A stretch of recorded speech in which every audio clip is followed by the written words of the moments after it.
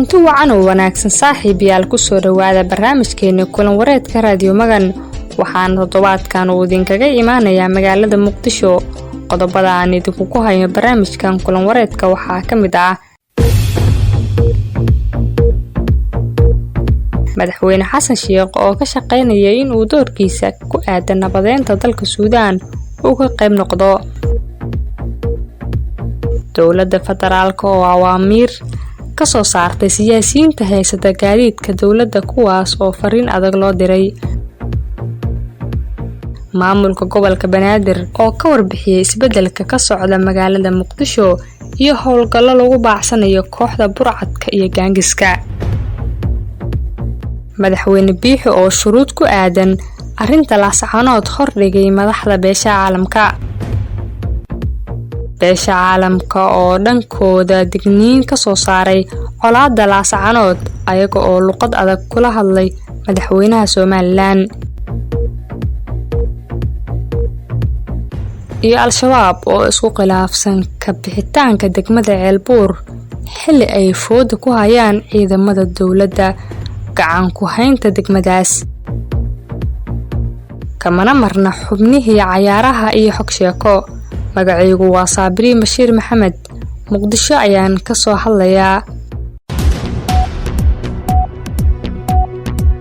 halkan waa Radio Magan waa mareeg warbaahineed oo si online loogala socdo baraha internetyada aan ku leenahay Radio Magan waa warbaahin madax banaan oo baahisa macluumaadyo iyo bandhigyo kala duwan kuwaas oo si toos ah loogala socdo markasta sidoo kale warbaahintu waxay leedahay macad ay ku soo saartay arday badan oo dhanka saxaafadda kaga aflaxay kala soo xiriir Radio Magan eber 6268 eber 8 Radio Magan waa maganteena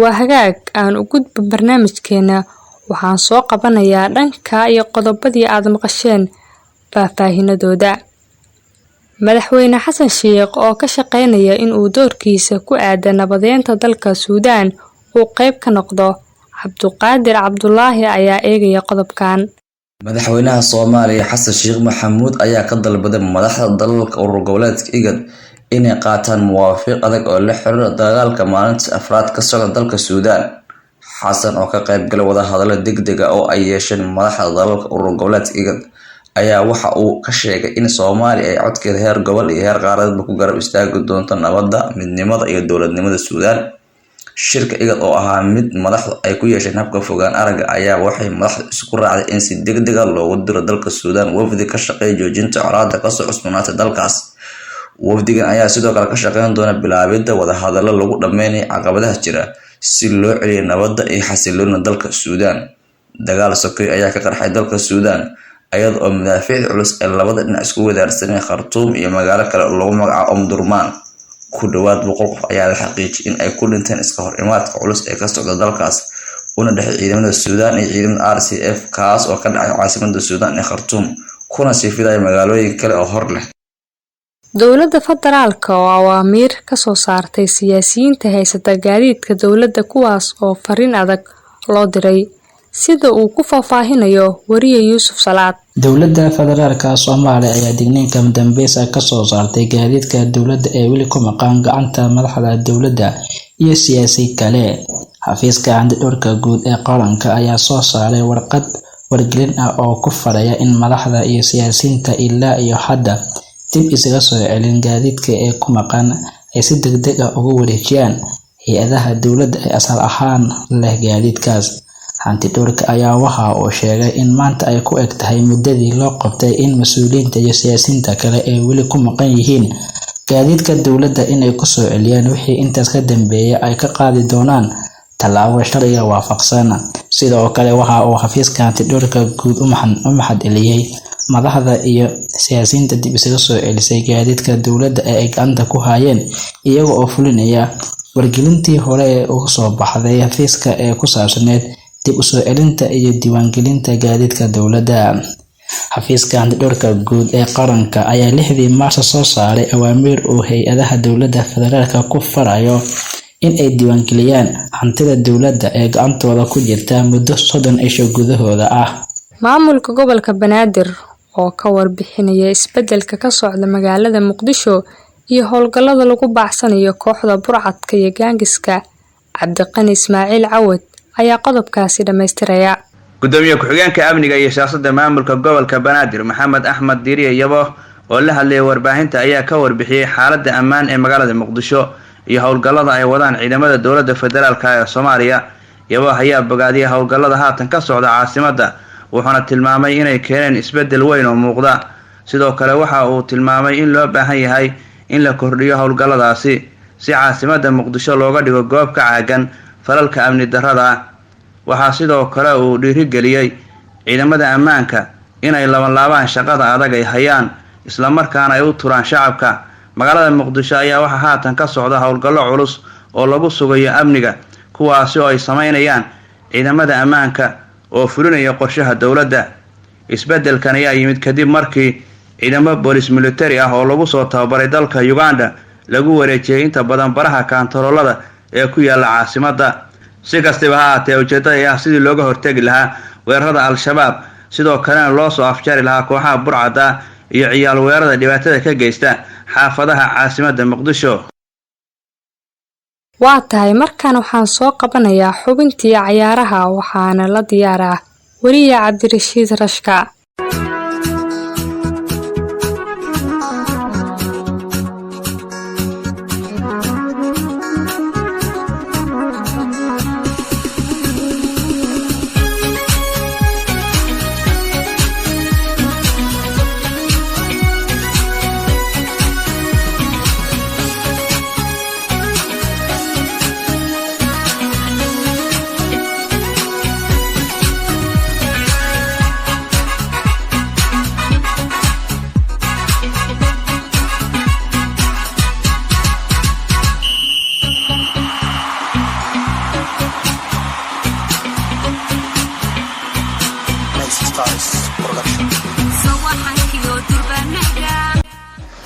السلام الله عليكم ورحمة الله وبركاته. كل وعن ونكسن دقيقتين كل سؤال حبنتي عيارها برنامج كل مريت كوحنا إذا لو ديارها أنا جو عبد الرشيد.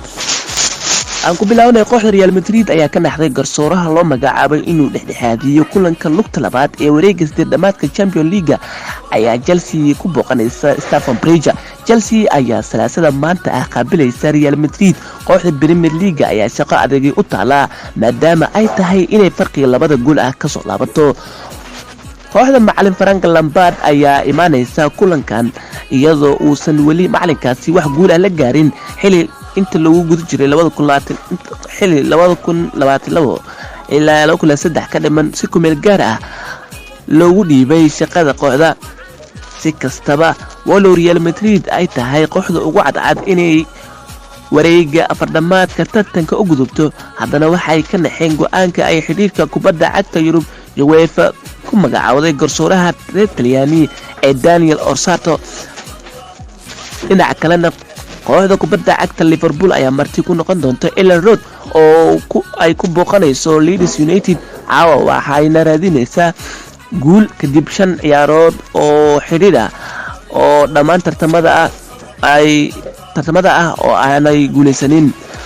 kooxda tababare Jordan Klopp ayaa waxay ciyaartii ugu dambeysay ay barbaro 2-2 ah la galeen kooxda Arsenal oo 2 gool kala hormartay, waxaana ugu horeysay Chelsea oo gool la'aan ah ku kala baxeen Man City. Real Madrid oo garaacay iyo Bournemouth oo gool madi ah dhibacaha kaga tirsatay.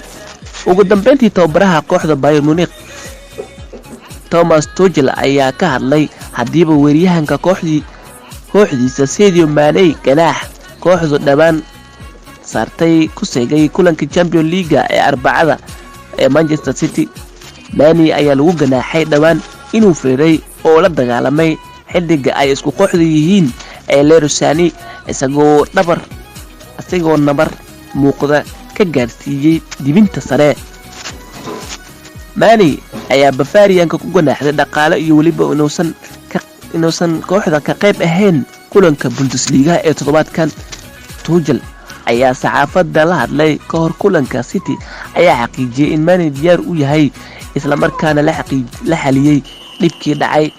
Guud ahaan xubintii ciyaaraha ayaan intaas ku ekeenaya anigoo Cabdirashiid Rashkana waan idin la waramayay aan idinku celiyo qaybaha kale iyo kulan wareedka Radio Magan. dhanka kale waxaan aadayaa xubintii xog sheeko waxaana la diyaaraa suxufiyad Ubax Cabdullaahi.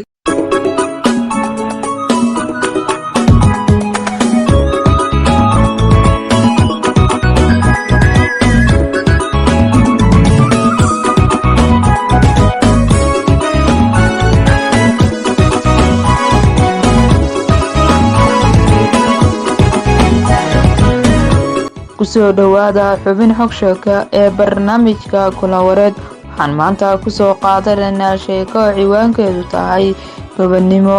waxaa idiin soo tabinaysaa anigoo Ubax Cabdilaahi ah. xilli abaarba ani jirto ayaa nin madax dhaqameed ah marti u timi. martida u soo hoyatay waxa ay reerkiisa ka doonaysay mad.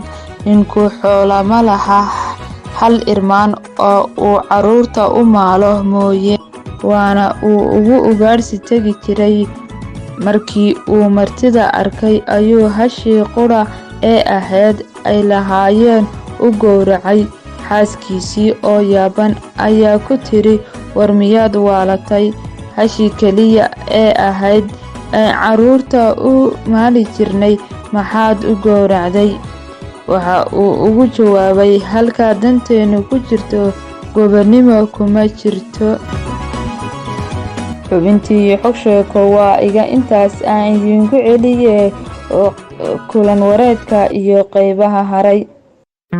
ogeysiis macadka barashada fogaandarsiyeedka iyo tababarada cilmiga saxaafadda ee Magan oo looga haray soo saarista jiilasha cusub ee u caaboon inay ka muuqdaan masraxa warbaahineed ee casriga ah ayaa mar kale la socodsiinaya bahweyntii aad u danaysa mihnada saxaafadda in uu bilaabay qaadashada fasalo cusub oo ka faa'iideysan kara mihnada saxaafadda. macadkan ardadii ka aflaxay ayaa maanta u badan kuwa caan ka ah baraha bulshada iyo kuwa kale oo ka howlgala warbaahino maxalli ah oo ku kala yaal Soomaaliya iyo meelo ka baxsan, iyagoo ku bartay hab cilmiyeed fogaan arag ah. adiguba waad ka faa'iideysan kartaa haddii ay riyadaadu ahayd in aad mar uu noqoto wariye qalinkiisa kaga caanamaalo afkaarihiisa tolmoon. haddaba wixii macluumaad ah waxaad kala soo xiriiri kartaa tirsiimaha lambar ee Somnet Eberlix 82348943 ama Hormuud Eberlix 126891 ama Somtel Eberlix 226818. haddaba ballanteenu waa ka dhabaynta hamigeena iyo rajadeena saxaafadeed.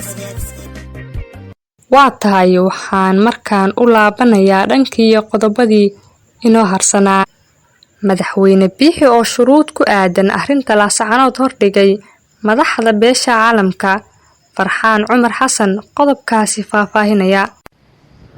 madaxweynaha Soomaaliya Mudane Muuse Biixi Cabdi ayaa shuruudo hor ku xidhay talabaad uga yimid wakiilada beesha caalamka kuwaasi oo ku qotoma in ciidamada Soomaaliland ka baxaan guud ahaan gobolka Sool. Muuse Biixi ayaa maalin ka hor kulan xasaasi ah oo hafgaan araga kula qaatay safiir ku-xigeenno iyo diblomaasiyiin kala duwan oo dalalka Yurub u badan, kuwaasi oo kala hadlay colaadda sii daba dheeraanaysa ee ka taagan magaalada Laascaanood. madaxweynaha Soomaaliland ayaa dalabka ay u jeediyeen wakiilada caalamka waxa uu dhaqangalkooda ku xiray in maamulka Puntland uu magaalada Laascaanood kala baxo ciidanka hubka iyo taangiyada kuwaasi oo kusoo daabuliyay tan iyo markii uu bilowday dagaalka sida ay baahisay madaxtooyada Soomaaliland. waxa kale oo ku dooday in ciidamadiisa ay inta badan isdifaac ku jiraan ayna weerar ku qaadin magaalada iyagoo ilaalinaya shacabka aan waxba galabsan. ciidanka qaranka Jamhuuriyadda Soomaaliland ayaa ilaa maanta wax weerar ah ku qaadin magaalada Laascaanood. Muuse Biixi ayaa waxa uu sheegay in marka uu maamulka Puntland uu ka baxo xadka Somaliland ee isku soo xadhaan xukuumadda Somaliland iyo shacabka reer Laascaanood ay xukuumad ahaan diyaar u tahay inay wada hadlaan iyo wax kasta oo xal ah. Ugu dambeyntiina waxa uu sheegay in xukuumadda Somaliland ay ka go'an tahay inay difaacdo dalkeeda iyo xuduudihiisa sida ay wadamada kale adduunka ay waajibka u tahay inay difaacdaan xuduudahooda sida uu hadalka u dhigay. Si kastaba dagaalka magaalada Laascaanood ayaa galay bishii 3 waxaana gebi ahaanba burburay waawaan iyo dhexdhexaadin lagu rabay in xal looga gaaro xiisada dagaal ee halkaasi ka taagan, waxaana weli duleedka magaalada isku hor fadhiya ciidamada labada dhinac. beesha caalamka oo dhankooda digniin ka soo saaray colaadda Laascaanood ayaa luqad adag kula hadlay madaxweynaha Somaliland Axmed Xasan Cismaan ayaa eegaya qodobkan. bayaan ka soo baxay midowga Yurub ayaa lagu sheegay inay madaxweyne Muuse Biixi kala hadleen dagaalka magaalada Laascaanood iyo saameynta xooggan ee uu ku leeyahay shacabka, sidoo kalena ay la soo qaadeen walaaca ay ka qabaan doorashooyinka dib u dhacay Somaliland. beesha caalamka oo hanjabaysa Muuse Biixi ayaa ku tiri qoraal saaxiibada waxay xuseen in xaaladda walaac leh ay si dhab ah u saameynayso wadahadal ku saabsan la macaamilkooda Somaliland. bayaanka ayaa intaas ku daray in saaxiibada caalamka ay ku celceliyeen muhiimadda xaqiijinta marinada gargaarka bini'aadantinimo iyo gaarsiinta caawimaad ee kuwa u baahan. dhinacyada ugu waaweyn ee dirirtu ay ka dhaxayso ayaa marar badan si shaacsan u ballan qaaday xabad joojin iyo wadahadal, balse weli ma aysan fulin. ballanqaadyada saaxiibada waxay u baaqeen dabacsanaan iyo muujinta tanaasul si loo ogolaado saxda wadahadal ayaa lagu yiri bayaanka.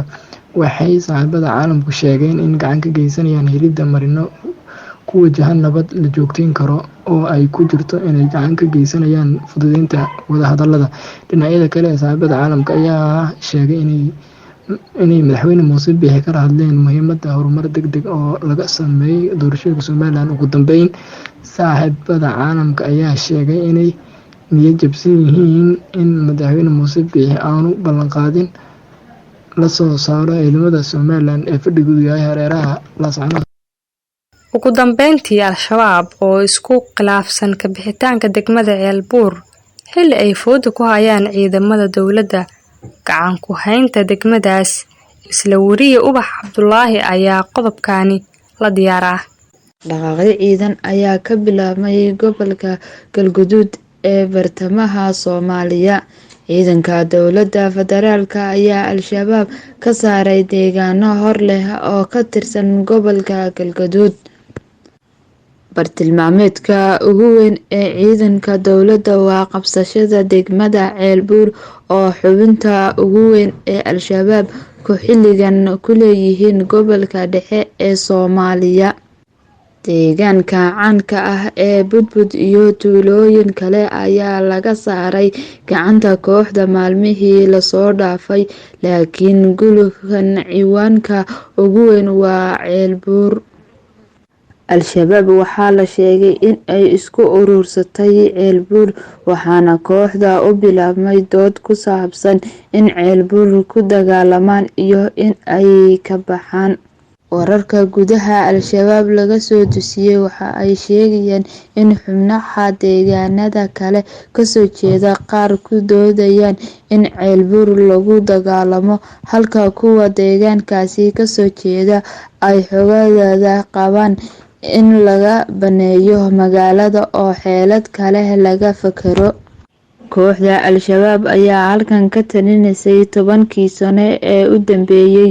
kooxda ayaa dagaal la'aan isaga baxday magaalooyin badan dhowrkii bilood ee lasoo dhaafay, waxaana dad badan u laqmi la sababta ay qaarkood u rabaan in magaalada u gubaan oo dagaal u geliyaan. dadka ku dhaqan degmada Ceelbul iyo deegaanada ku teelsan ee al-shabaab ka ahayn balse mar hore ikhtiyaarkii laga qaaday waxay rajeynayaan in si nabdoon ciidanka dowladda kula wareegaan degmada. guud ahaan waxaan soo gaarnay guntii iyo gabagabadii kulan wareedkeenii maanta. waxaan idinla socodsiinayay anigoo ah Saabiriin Bashiir. dhanka farsamada barnaamijka iyo isku dabaridka mahad ballaaran ha gaartee waxaa nagu caawinayay ustaadkeena qaaliga Al-Ustaad Ismaaciil. waana bahda Magan oo idin leh sidaas iyo nabadgelyo.